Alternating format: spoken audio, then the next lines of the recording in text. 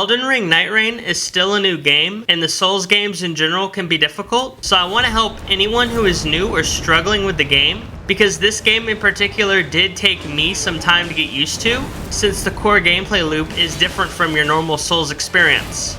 Also, let me make sure this is clear, but I am not the best Souls player in the world, so if any of you have your own tips and tricks that you want to share with people who are interested in learning, please put them in the comments below, because if we can help out as many people as possible who are trying to seek advice, we can keep the Nightreign gaming community going with a healthy player base for years to come. The first tip I can give anyone, and a tip I didn't follow from my first expedition, is learn how to play your hero, or what they're called in this game, Nightfarer.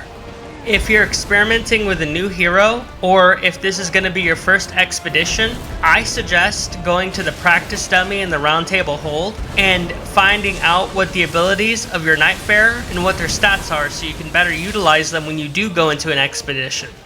The reasons you should do this are pretty obvious. 1, you're going to win a lot more expeditions that way. And 2, if you're playing with randoms, you're going to annoy the crap out of them because you're most likely going to be wasting everyone's time.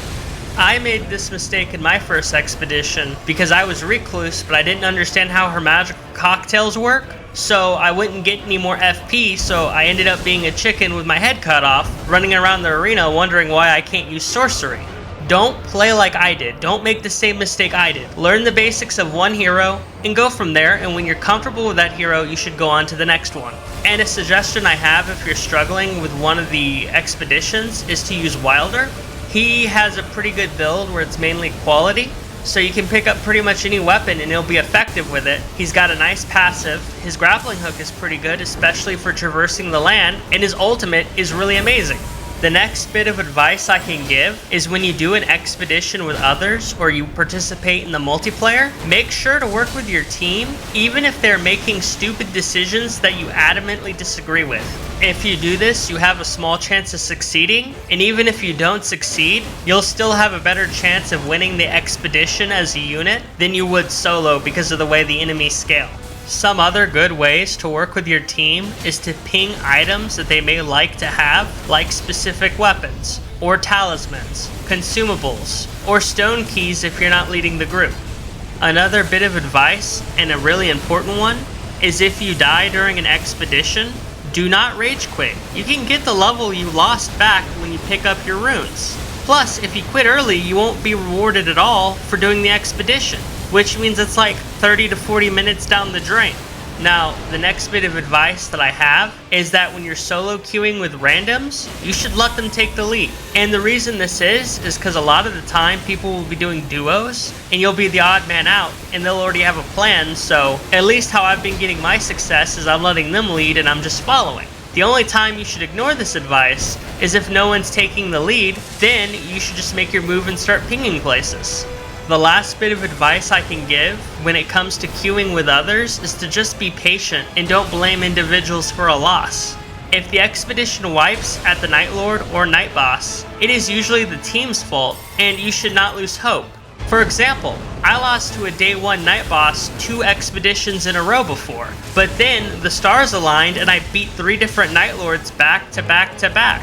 And if you think it is your team always failing you and you're not at fault, then I highly suggest that you solo the expedition yourself to see if it's your team holding you back or if you're holding you back. And a quote I heard from Halo and other multiplayer games that people would say in ranked is if every single game your team loses, it's most likely your fault because you're the common denominator.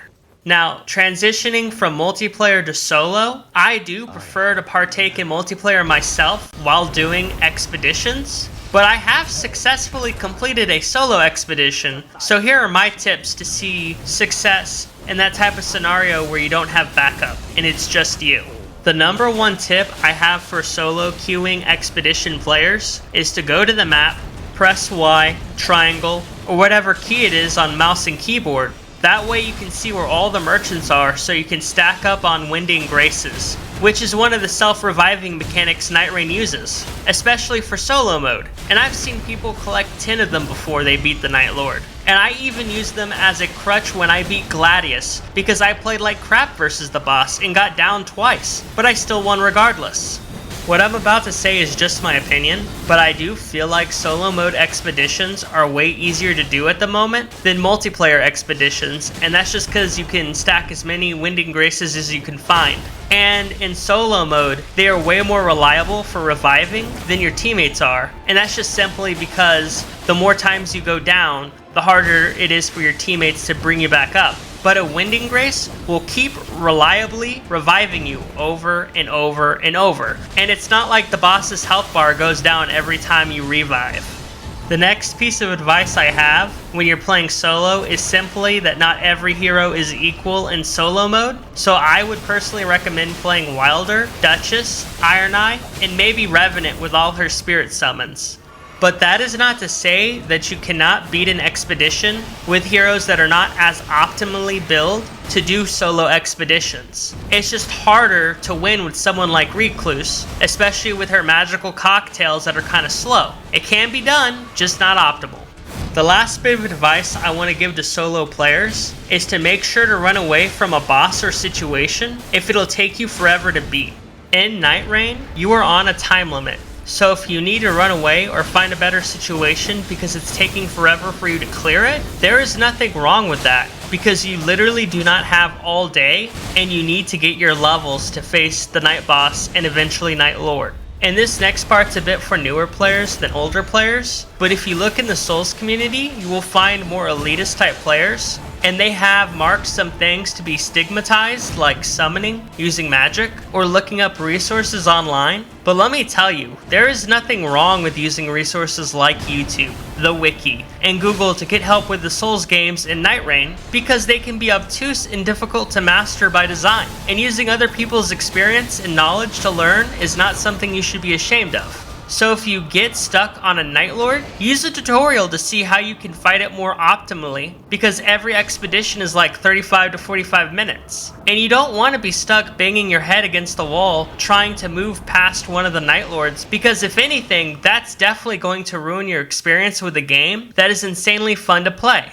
If you found the video helpful, or you just enjoy watching, make sure to like and subscribe. Thanks for watching, and I'm sorry, sir. It's time for you